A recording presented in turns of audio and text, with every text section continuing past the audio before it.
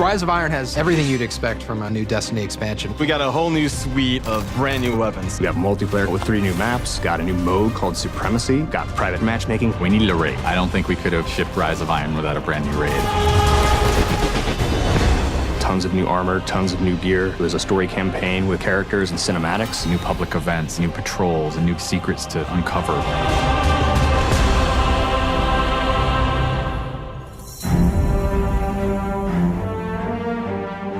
Rise of Iron's about looking at this story that's existed in the Destiny universe, this character, Lord Saladin. I am the lone sentry, and my watch is eternal. It's this journey to understand the past, what happened to these great heroes. The Iron Lords are gone, but our fight is far from over. And through that process, you're saving humanity, you're becoming an Iron Lord yourself, you're getting to wield a giant axe.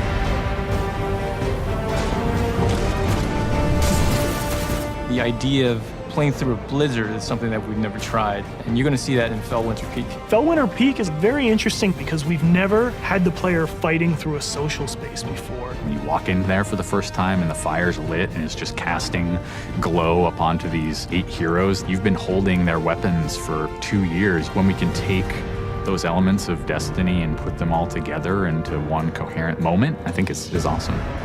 It is time to finish what I began so very long ago. Come, Guardian, help me give my friends the rest they deserve. This is the Guardian's journey with Saladin. He's sending you out into kind of a land that's been forgotten in the Cosmodrome. You're going into Earth, but it's changed, it's actually expanded.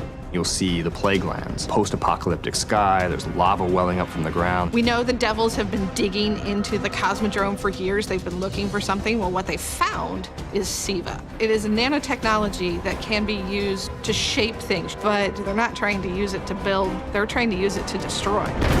They've started mutating their bodies, turning themselves into giant monsters, transforming the landscape, even of the Cosmodrome, into this horrible, burning fortress world. Hell's loose in old Russia. Every second we stand here, SIVA's influence spreads and the Devil Splicers grow more powerful. Keep fighting, Guardian.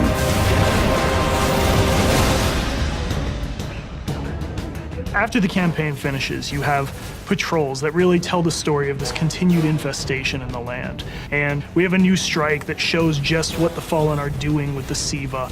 It's this spooky place called the Wretched Eye. There's this really neat boss encounter.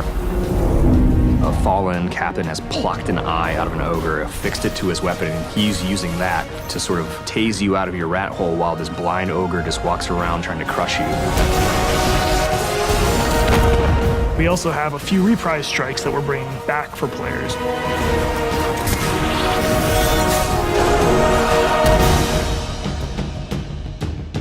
We very consciously set out to create a journey. This is arc of claustrophobia, space inside the wall. And then you get on top of it, and it's sort of this amazing breath of fresh air.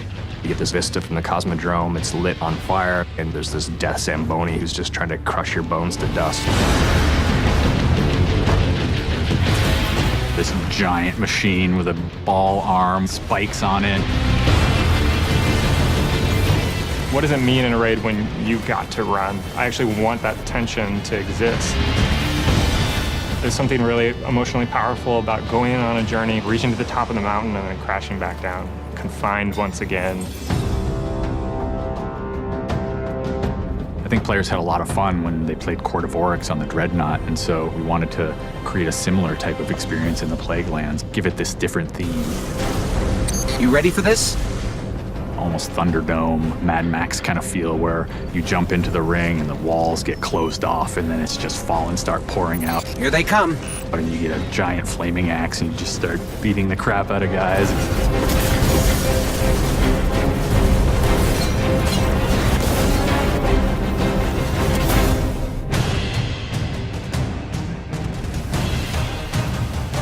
We thought, how can we increase the ways that you express the way you like to play? And what we came up with was putting different talents on the artifacts. The artifacts are these relics of the fallen Iron Lords. So you'll quest to earn one of those, and then your last step of that is taking that artifact to the statue of the fallen Iron Lord, fully empowering that for you to use as a player.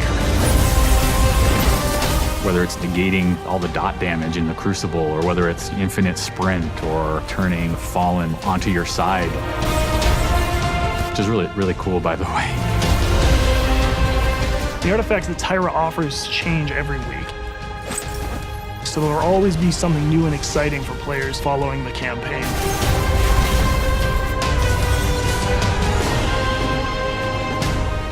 When you put snow, everyone thinks of pelts and cloaks and hoods. Wouldn't be a knight's tale without a knight's armor. When you look at the Iron Lords and you look at the Raid set, you look at the Iron Banner set, or you look at Trials of Osiris, they're all new with a much wider palette that players can pull from. And when you throw ornaments on top of all that, we're going to see a lot more variety in gear. So the ornament system is this really cool thing that lets you take some of your favorite pieces of gear and then you customize this weapon the way you want it to be. You got your raid weapons, you got your Iron Banner, we got new exotics, old exotics. Do you like sidearms? We got all the sidearms this time around. Gallahorn, enough said. Coming to the Crucible and Rise of Iron is a new game type called Supremacy. Defeat your enemy, claim their crest. It's a fast-paced 6v6 game mode where every kill you get, Guardian drops a crest. Picking up the crest gives you points. Their glory goes to you, Guardian. It's a constant battle over picking up crests and making sure that you're with your team and not out of position. If you pick up an enemy crest, you deny the enemy those points. Excellent recovery. We have new maps. We always have new maps. There's Last Exit, lots of twists and turns, lots of really good close combat. Then there's Skyline, a Clovis Bray headquarters building on Mars. It's a symmetrical, large map. The last one is Floating Gardens, which is an open map. One thing we're really excited about in Rise of Iron is the introduction of private matches. Can't wait to see what people are going to do. They're going to go fire up whatever match they want, play with their friends, host tournaments, have fun arcadey games. They don't have to worry about our matchmaking stuff. They can do it all themselves.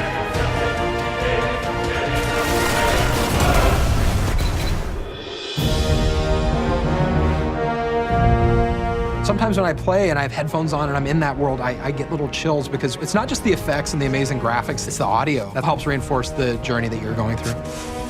We really want Destiny to feel like it's a natural world that you inhabit, like it's a world that could exist, that does exist. The score is incredibly strong, and the work that the audio team has done on this game, it lights you up.